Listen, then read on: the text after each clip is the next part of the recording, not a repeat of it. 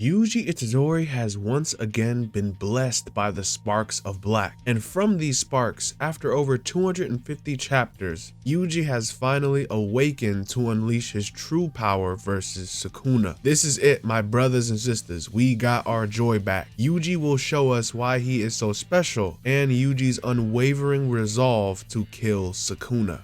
And in chapter 256, we get a lot more info about the nature of Black Flash and cursed energy. They say the phenomenon of Black Flash occurs when cursed energy is applied within 0.00001 seconds of a strike, and this causes a distortion in space. With Gojo's 6 eyes and his precise control of cursed energy, even for him, Black Flash cannot be done at will if it was that simple. As an example, if we broke it down into 3 stages, the cursed energy is manipulated in this way. The cursed energy will strengthen the fist in reinforcement, the cursed energy will hit the opponent in output, and finally, cursed energy will do both at the same time.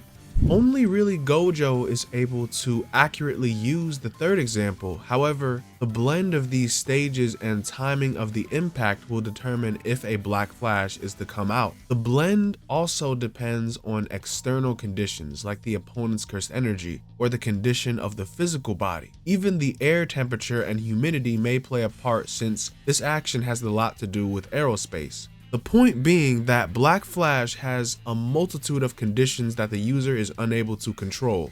Gojo also points out that his strikes can also be imbued by his curse technique, so at that point, Black Flash is basically just up to luck. Nanami has the highest count for consecutive Black Flashes in a row, however Gojo overall has the most Black Flashes in total. However, soon, Yuji is actually going to surpass even Gojo's record. Currently, in this chapter, Sukuna continues his rampage and he is completely revved by the sparks of black. After now landing his second Black Flash, and now his aura has started to change. From who remains, Maki, Miguel, Yuji, and Chozo take notice of Sukuna's power growing once more, and they worry that Sukuna is going to gain his cursed energy output back. What's so shocking about Sukuna's battle so far is just how far the cast has gone, yet how little Sukuna is bothered by their efforts.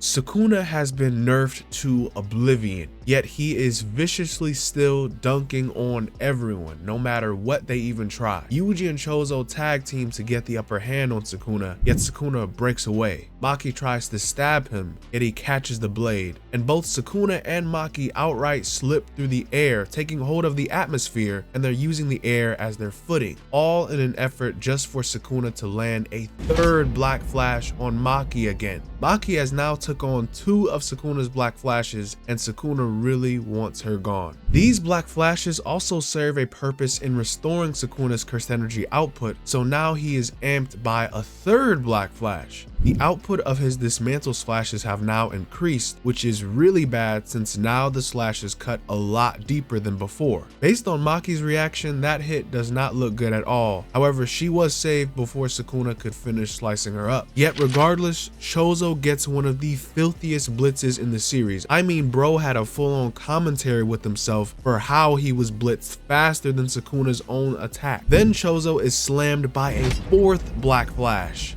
Just in time, Chozo managed to reduce the damage with blood armor. However, Yuji is also here, and no matter what Sukuna does to really buff himself and boost himself, Yuji's punches will always lower Sukuna's output and control over the body. Luckily, Chozo was able to look out for Yuji and give him blood in order to perform convergence. Yet when he was fighting Sukuna, Yuji's piercing blood actually failed to land because Yuji himself has not mastered the technique yet. So Sukuna was able to slash him and push Yuji away. I find it very interesting. Yuji is put in a position where he isn't too strong, neither is he too weak. Gege really just gives him enough to be able to keep up with everyone. And now with his current skill set, Yuji is going to get even stronger. But right now his blood manipulation is still undeveloped in some ways. However, Yuji still has some tricks up his sleeve. He's not out of options yet. Yuji gets right back up and Sukuna can literally sense the next hit that Yuji will land will be a Black Flash. This is a similar premonition that Mahito felt in Shibuya. Sukuna's attention was diverted due to Laru's power, creating a perfect opportunity for attack. Yuji has unlocked the final piece in the puzzle, unleashing one of the most vicious Black Flashes on Sukuna. So he has now awakened his latent potential amidst the sparks of black. Notice here how it's not that Yuji has the potential. No, he awakened his potential right now. And something very interesting is the gleam in Yuji's eyes is very similar to Sukuna's. And this isn't the first time that he's shown that. However, Yuji is definitely cooking an absolute masterclass power that will finally challenge Sukuna. In terms of Yuji's awakening, Gege really just let the multitude of options run wild. Yuji has Black Flash. He's a cursed womb. He has blood manipulation. He can use reverse curse technique. He can perceive and he can strike the soul. And now there's still a hanging mystery of what Yuji's existence has to do with Sukuna. When Yuji reveals his true power, it could be something that could actually tip the scales of this battle versus the King of Curses.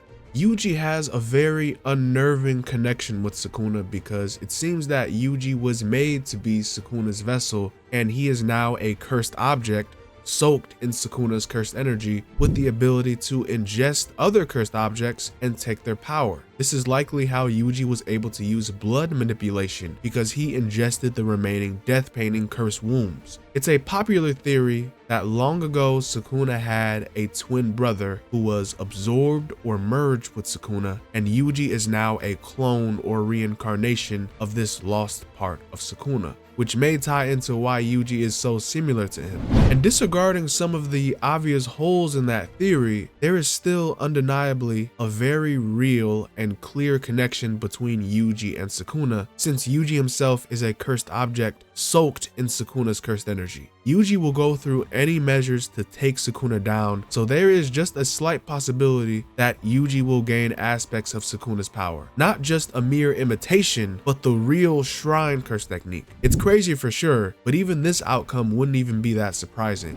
Now that Yuji has landed Black Flash, it's likely that he will continue to land even more. And better yet, Yuji eventually will surpass Gojo's record. Just from the chapter just mentioning that means this is a real fight. Yuji will land more hits on Sukuna. And if you think about it, Yuji's virtually the only real option that the sorcerers had to effectively nerf Sukuna to this point. If it was not for Yuji, I don't know how long some of these guys would have lasted. Yet somehow Sukuna always finds room to hate on the boy. However, I'm really confident even if more sorcerers lose, Yuji will ultimately be Sukuna's downfall. So now that his potential is unlocked, we may even see him show even more new moves as well. Yuji could use domain expansion. Just imagine our main character using the peak of Jujutsu on Sukuna. He could have an extension technique of his own, much like Chozo's supernova or his flowing red scale. And of course, Yuji can reveal the true power of his understanding of the soul and use abilities that we have never seen before.